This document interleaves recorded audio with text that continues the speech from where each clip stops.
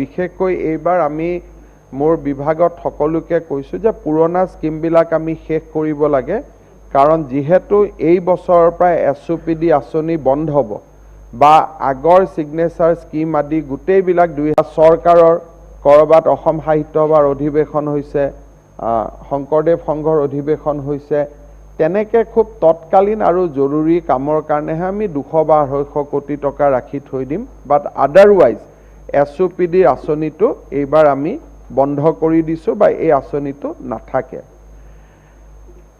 সেই ক্ষেত্ৰত আমাৰ লক্ষ্য হ'ব যে পুৰণা আঁচনিবিলাক 22 চনৰ ভিতৰত কামবোৰ শেষ হওক। গতিকে মই নিশ্চিতভাৱে ক'ব পাৰোঁ যে আমাৰ এই ছিগনেচাৰ আঁচনিটোৰ কামটো ডেফিনেটলি শেষ হ'ব আৰু সেইটো অন টাইমত আমি কৰি পেলাব পাৰিম।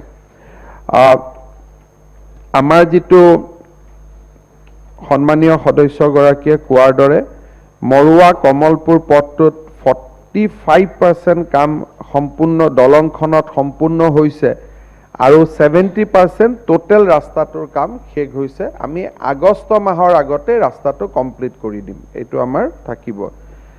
ইয়াৰ উপৰিও এই ৰাস্তাটোতে যিটো আৰিকুচি লোহাৰ কঠাত 3 কিলোমিটাৰ যিটো পথ বাকী আছে, সেইটো এইবাৰ আমি অনুমোদন কৰি দিম যাতে সেই কামখিনিও আপুনি কৰি ল'ব পাৰে। গতিকে সেইখিনিও আমাৰ হৈ যাব। আৰু আগতে মই কোৱাৰ দৰে কলিতাকুচি মৰুৱা নলবাৰী পথটো বেয়া হৈ আছে, ইয়াৰ আমি এষ্টিমেট বনাইছোঁ আৰু এই 2 মাহ 1.5 মাহৰ ভিতৰতে সেই ৰাস্তাটোৰ কামো আমি আৰম্ভ কৰি দিম যাতে আমি মানুহক যোগাযোগৰ সুবিধা দিব পাৰোঁ। বাকী এখন যিটো ফ্লাইঅভাৰৰ কথা কৈছে, তাৰ যিটো টেকনিকেল ফিজিবিলিটি তাৰ ওপৰত আমি পৰীক্ষা কৰিম আৰু সময়ত বৰ্তমান আমি ফ্লাইঅভাৰবিলাক ৰেলৱে ক্ৰছিঙৰ ওপৰত কৰাত আটাইতকৈ গুৰুত্ব দি আছোঁ। গতিকে পৰৱৰ্তী সময়ত ডেফিনেটলি এইটো মোৰ মনত থাকিব আৰু আমি চেষ্টা কৰিম যাতে এইটো কৰিব পাৰি নেকি।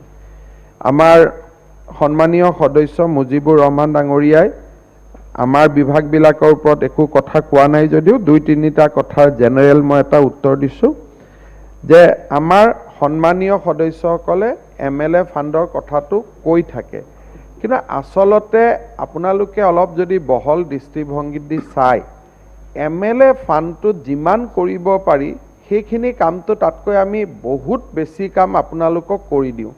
এইবাৰ আমি কৈছোঁ যে 3 কোটি টকাকৈ হাইস্কুলত দিয়ক, সেইটোতো MLA জনেই চিলেক্ট কৰিছে। আমি কৈছোঁ ৰাস্তাৰ লিষ্ট দিয়ক, এইটোতো MLA চিলেক্ট কৰিছে। বাকী চৰকাৰত কি হয়, মই এইকেইদিন এক্সটেনচিভলি বাকী গভৰ্ণমেণ্টবিলাক ভিজিট কৰি আছোঁ, তেওঁলোকে MLA ফাণ্ড দিয়ে কিন্তু MLAক বাকী কোনো কামত সোমাব নিদিয়ে, কোনো কামতে সোমাব নিদিয়ে।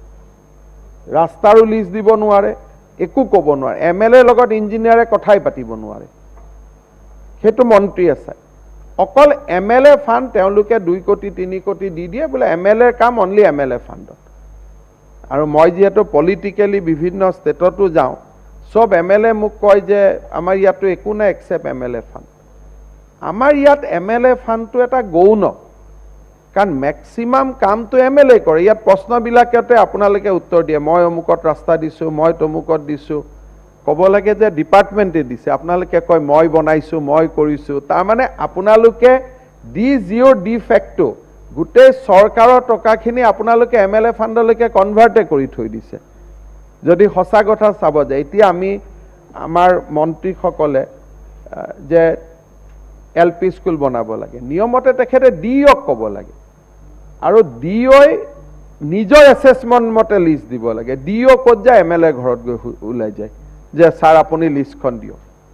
তাৰমানে আমাৰ ইয়াত প্ৰত্যেকটো কামেই MLA ফাণ্ড, আনকি বীজ বিলাওঁতে কাক দি তাতো MLA, অৰুণোদয় আঁচনি তাতো MLA।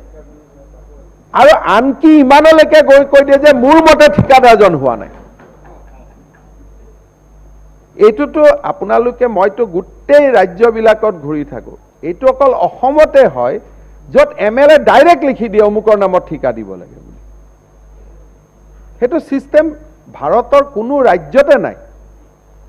কাৰণ এই গোটেই কথাবোৰ হ'ল যে বিভাগীয়। এতিয়া আমি এটা ঠিক আছে, আমি অলপ কোএক্সিষ্ট কৰোঁ কাৰণে, সেইকাৰণে আপোনালোকে যদি MLA ফাণ্ডটোৰ কথাটো কৈ থাকে, তেতিয়াহ'লে বাকীবিলাক MLA ফাণ্ড হ'ব নালাগিলে বাকীখিনি চৰকাৰী ফাণ্ড হ'ব লাগিব।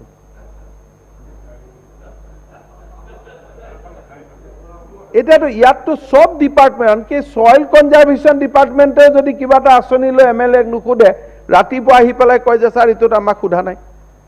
আচলতে কেইদিনমান আগতে মনোৰঞ্জন তালুকদাৰ ডাঙৰীয়াৰ সমষ্টিত মই কথাটো কৈছিলোঁ, 2-এজন MLA মোক বেয়াও পাইছে। আচলতে MLA ফাণ্ডৰ বাদে কোনো MP ক'ত ৰেলৱে ষ্টেচন হ'ব, ক'ত এয়াৰপৰ্ট হ'ব, ক'ত ৰিফাইনেৰী হ'ব, MPৰ লগত কোনেও কথাই নাপাতে।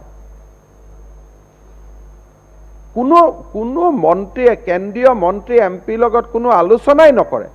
খালি যিদিনা উদ্বোধন হ'ব ৰাতিপুৱা খবৰ দিয়ে যে উদ্বোধন হ'ব, আৰু তাৰ বাদে একো কানেকশ্যনে নাথাকে, কাৰণ function of executive is belongs two executive. সেইকাৰণে আজি আপোনালোকে আমাৰ অসমতে এইটো এটা কালচাৰ আনঅফিচিয়েলি গ্ৰ' কৰিছে যে মানে এতিয়া ইমানটোলৈকে হয় MLA জনৰ মতে ঠিকাদাৰ নোপোৱাটো এইটো MLA জনে নিজক গ্ৰিভেন্স বুলি ভাবি লোৱা আৰম্ভ কৰিলে। তেওঁ মনত ভাবি ল'লে যে ঠিকাদাৰজন দিয়া দায়িত্বটো আচলতে মোৰেই, আৰু যদি মোক দিয়া নাই মন্ত্ৰীজনে অন্যায় কৰিছে। এনেকুৱা ধৰণে আমি ভাবিব আৰম্ভ কৰিছোঁ। We have change our thinking process to date. তাৰ ফলত কি হৈছে, অসমৰ ওপৰত মন্ত্ৰীসকলৰ এখতিয়াৰ নোহোৱা হৈ গৈছে। Minister has very less power. Contractor এটা ক'লে ইঞ্জিনিয়াৰজনে ক'ব ছাৰ এইটো আমাৰ MLA দিছে, এতিয়া যে কৈছে ৰাস্তাটো কমপ্লিট কৰা নাই, এতিয়া এই ৰাস্তাটোৱে ঠিকাদাৰজন ডেফিনেটলি আগৰ MLA দি থৈ আহিছে বৰক্ষেত্ৰী সমষ্টিত। এটা ইঞ্জিনিয়াৰটো ভয় কৰে যে এইটো MLA কণ্ট্ৰেক্টৰ, ইঞ্জিনিয়াৰবিলাকেও একো কথা নকয়। এই বস্তুটোৰ পৰা মই ডিলিং কৰাৰ কাৰণে খুব চেষ্টা কৰি আছোঁ, কাৰণ নহ'লে আমাৰ অসমখন ডেভেলপ হ'ব নোৱাৰে।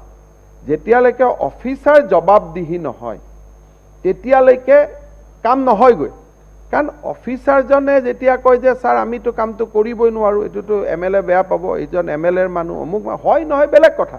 আগতে মই নহয় বুলি ভাবিছিলোঁ, কিন্তু এতিয়া 2 এদিনত মোক পীযুষ হাজৰিকা ডাঙৰীয়াই কৈ থাকে দাদা অমুক MLA লগ পাইছিল, তেওঁ ঠিকাদাৰ নোহোৱা কাৰণে বেয়া পাইছে, অমুক পাইছে। এতিয়া লাহে লাহে মই বিশ্বাস কৰি আছোঁ যে নহয় এইটো কাম কৰে, কাৰণ জালুকবাৰীত মই এইটো নকৰোঁ কাৰণে মই গম নাপাইছিলোঁ। কাৰণ আমাৰ লগত এইটো কোনো, মই এইটো বিশ্বাসো নকৰোঁ, মোক লাগে কণ্ট্ৰেক্টক ধৰিবৰ কাৰণে কাম বেয়া হ'লে। এতিয়া সেইকাৰণে আমাৰ MLA সকলে এটা বস্তু আপোনালোকে চাব লাগিব যে মন্ত্ৰীসকলক আপোনালোকে তেতিয়া জবাবদিহি কৰিব পাৰিব, এছেম্বলিখন তেতিয়া এখন প্লেটফৰ্মলৈকে ৰূপান্তৰ হ'ব যেতিয়া আপোনালোকে ৰাস্তা ঘাট বেয়া বনালে সাহসেৰে প্ৰশ্ন কৰিব পাৰে। আপোনালোকে কোনজনৰ ওপৰত প্ৰশ্ন কৰিব খোজে, নৰ্মেলাইজ কৰা নাই। যদি এজন ঠিকাদাৰ আমাৰ মতে নিযুক্তি হোৱা নাই তাৰ ওপৰত প্ৰশ্ন আহে, কিন্তু আমাৰ মতে নিযুক্তি হোৱা ঠিকাদাৰজনে ভাল বেয়া কাম কৰিলেও প্ৰশ্ন নাহে তাৰ ওপৰত। প্ৰশ্নটো আহিলে মই ইঞ্জিনিয়াৰ কয় এইটো ছাৰ, এই ইঞ্জিনিয়াৰ ছাৰ এইটো ইমান কমপ্লেইন আহিছে, অলপ পিছতে মূৰটো খোজুৱাই কয় ছাৰ এই ঠিকাদাৰজনক দিয়াৰ কাৰণে MLA চাহাবে বেয়া পাইছিলে, সেইকাৰণে তেওঁৰ ওপৰত প্ৰশ্ন আহি আছে। এই কালচাৰটোত আমাৰ, তাৰ ফলত মই যোৱাকালিও, এইবাৰ মই হাউচত এই কথাটো কম বুলি আহিছোঁ, এটা সমষ্টিৰ পৰা PWD ৰাস্তাৰ এষ্টিমেট আহে 1,30,00,000, 1 কিলোমিটাৰ ৰাস্তা। আকৌ এটা সমষ্টিৰ পৰা এষ্টিমেট আহে 90 লাখ। মোৰ চহী কৰোঁতে ভয় লাগে, কাৰণ কেতিয়াবা যদি এতিয়া এই হাউচত কোনেও নকয়, কোনোবা যদি ব্যক্তিয়ে PIL কৰি দিয়ে যে পাৰ কিলোমিটাৰ একেজন PWA মন্ত্ৰীয়ে কলিয়াবৰত 1,25,00,000ত চহী মাৰে, চামুগুৰিত 90 লাখত চহী মাৰে, তাৰ টপোগ্ৰাফিটো ছেম।